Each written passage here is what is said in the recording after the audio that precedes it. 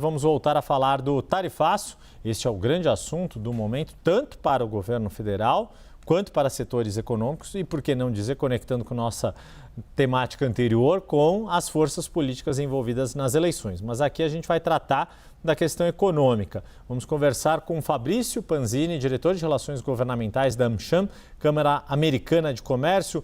Muito bem-vindo, meu caro, um prazer recebê-lo aqui no 360. Nós já trouxemos ali a posição oficial da AmCham sobre este novo tarifaço, mas queria ouvi-lo diretamente sobre esta avaliação e o quanto as primeiras repercussões do caso, da aplicação da tarifa, têm preocupado a Câmara Americana sobre, por exemplo, uma possível nova tarifa a produtos brasileiros.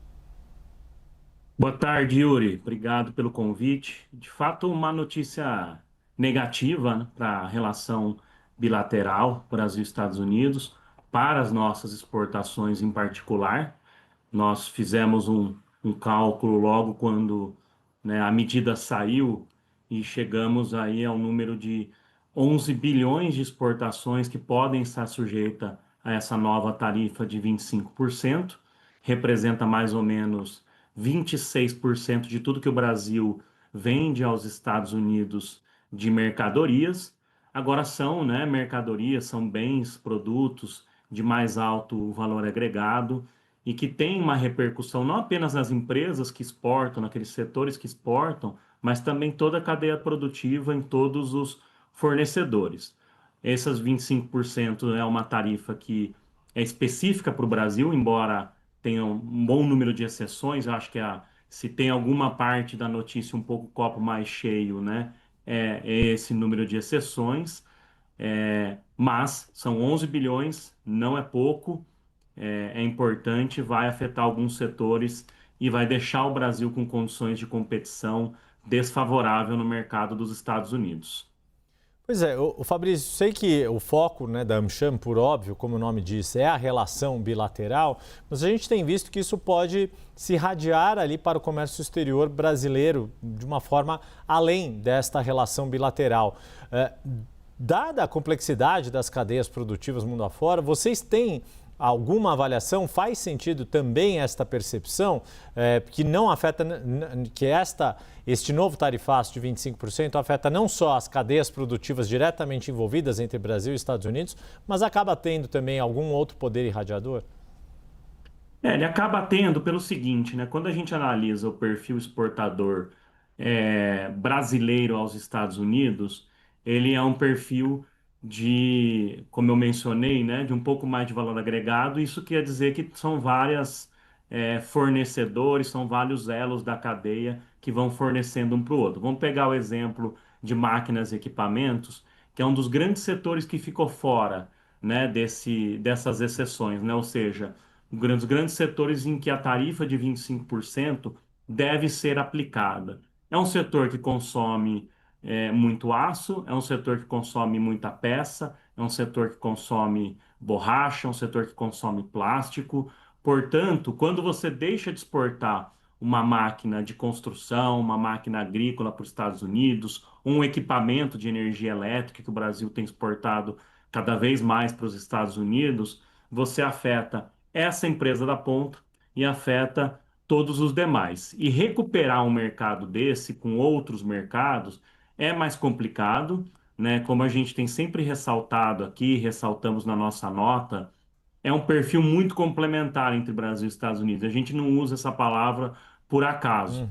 A gente usa porque a imensa maioria dos bens que nós trocamos com os Estados Unidos são entre empresas do mesmo grupo, são insumos que são usados para produção lá ou para produção no Brasil, de matrizes que produzem lá, vendem para cá e depois compram de volta, agregando valor, ou até de filiais brasileiras que estão lá, né, que produzem aqui. Então, é de fato um efeito maior do que a primeira medida pode aparecer, né? E algo que a gente tem que, por isso mesmo, manter os canais abertos de diálogo com os Estados Unidos. Pois, falando desses canais, a percepção de vocês é de que ainda há espaço para a negociação? Talvez mais difícil evitar que as tarifas de fato sejam implementadas daqui a uma semana, no dia 22, como anunciado ontem por Jamieson Greer. Mas essas negociações ainda existem esses canais e eles estão suficientemente estáveis ou fortes para uma eventual redução ou para evitar o adicional de 12,5% por trabalho forçado? Eu acho que com a aplicação da medida, como você mesmo colocou, é inevitável que ela seja aplicada, né, na próxima semana.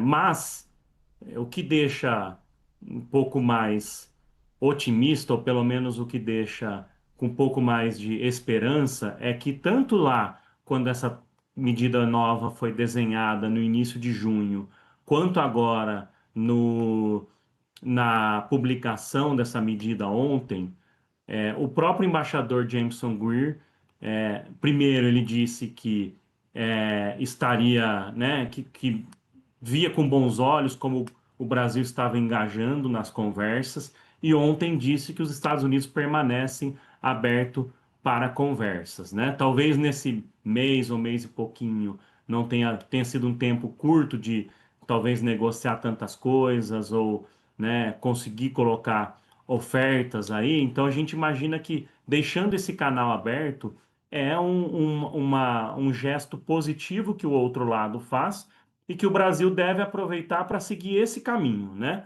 O caminho do diálogo, o caminho da negociação. Sabemos que tem temas mais complicados, mas o caminho é esse caminho da conversa. Desses temas complicados, Fabrício, um dos que mais chamou a atenção foi toda a discussão em torno do PIX, seja porque os Estados Unidos colocaram isso de uma forma muito direta nesta investigação comercial, seja porque o governo brasileiro também adotou uma retórica muito forte, dizendo que era inegociável, que estava fora de questão colocar o PIX em negociação, e isso também se tornou uma temática das forças políticas em disputa para as eleições. Não só o governo do presidente Lula, mas o senador Flávio Bolsonaro fizeram menção direta ao PIX. Pergunto isso, trago o tema do PIX para a sua avaliação, porque ele está fora do setor produtivo, digamos assim, do que está na alçada do setor produtivo. É um instrumento, um meio de pagamento desenvolvido pelo Estado brasileiro.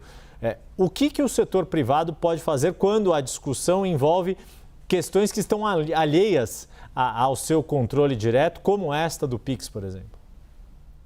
O setor privado pode continuar demonstrando aos dois governos o quão importante é essa relação, o quão benéfica é essa relação para os dois países. Como eu coloquei, são trocas que envolvem muita tecnologia, que envolvem setores estratégicos para os dois lados, né? E não só na parte comercial, mas na parte de investimentos. A gente pode ver esse ano um interesse cada vez maior no tema de mineração de terras raras dos Estados Unidos aqui no Brasil, que atendem a cadeias produtivas até aeroespacial e de compras governamentais, né, de defesa do governo dos Estados Unidos. Então tá claro que essa relação, ela é uma relação que até nesse mundo mais geopolítico, ela vai se tornar mais estratégica, né? Tem se tornado. Então cabe ao setor empresarial demonstrar tanto o nível de estratégico que é essa relação, quanto os benefícios que elas traz para as duas populações. Se há temas mais complexos que um lado não pode ceder ou outro não pode ceder, que a gente busque olhar como um todo para essa relação, olhar ela de uma maneira mais completa e ver que ela não pode ficar só, né, com base nas tarifas, que nós precisamos olhar essa relação da forma como ela é, né, essa relação econômica, né, que é uma relação cada vez mais importante, que há uma presença enorme de empresas americanas no Brasil, 4.000 empresas, há muitas empresas brasileiras, o primeiro destino de investimento delas são os Estados Unidos. Então o setor privado vai continuar demonstrando aos dois lados essa importância, para que essa relação como um todo se sobreponha a dificuldades pontuais, ainda que um lado ou outro tenha dificuldade de fazer movimentos. O Fabrício, você tocou num ponto que a AmCham já havia publicamente colocado e quero aprofundar um pouco mais, que é justamente os minerais críticos. Na sua avaliação, pode ser por aí com perdão do trocadilho, a matéria-prima para pavimentar um novo caminho para essas negociações, e o quão complexo seriam negociações envolvendo minerais críticos. A impressão que ficou é que eles não entraram à mesa de fato nas negociações entre os dois governos, a despeito de sugestões como a feita pela Nuchan. Eu entendo os minerais críticos como um setor que está se tornando crescente nessa relação, mais relevante. Talvez ele não seja a panaceia, Yuri, para resolver todos os problemas, ou todas aí as diferenças, né, entre, né, os dois países. Mas ele, sem dúvida, é uma oportunidade que existe e que já está sendo aproveitada. Eu até acho curioso que, né, ao mesmo tempo em que a gente tem essas fricções comerciais acontecendo, é, os investimentos em mineração também estão acontecendo, né? Os grandes investimentos em terras raras no Brasil, né, pegando esse elemento especificamente, são de financiamentos feitos pelo Development Finance Corporation dos Estados Unidos, o DFC. Então, essa integração em mineração, ela já está acontecendo, independente até desse cenário um pouco de maior fricção comercial. E eu acho que é um exemplo muito positivo de como os países continuam, né, ampliando as suas relações e aprofundando as suas relações comerciais e econômicas, mesmo num cenário às vezes desafiador, como está o comercial aí das tarifas. E Fabrício, um outro ponto que a gente trouxe que é inevitável, que o calendário eleitoral está fazendo, tem tido influência nesta questão toda. Da perspectiva do setor privado, é possível esperar o desfecho do processo eleitoral brasileiro para essas negociações distensionarem ou não? Ou é importante e urgente que elas voltem a um patamar, a uma retórica muito mais técnica e menos friccionada, tensionada, como a gente viu nos últimos dias e logo após o anúncio oficial do tarifaço? Idealmente que a gente consiga baixar a poeira logo e voltar a conversar. E é engraçado que tem, né, algumas tensões que ocorrem em nível político, mas essas conversas têm acontecido também em nível técnico, né? Quando se trata do USTR, por exemplo, a conversa tem sido mais com equipes de comércio dos dois países, e eu acho que aí é a chave, né? Continuar investindo nesse diálogo é a chave para a gente conseguir algum avanço. Fabrício Panzini, que é diretor de Relações Governamentais da Nuchan, fez a gentileza de nos atender aqui nesta tarde, dia seguinte à confirmação deste tarifaço. Sei que tem muito trabalho aí pela frente ainda também, né, para entender todo o cenário, pensar ali as estratégias para os próximos passos, mas nos ajudou demais a entender o contexto aqui. Fabrício, desejo a você um bom fim de dia, um bom trabalho pelo resto da semana. Muito obrigado.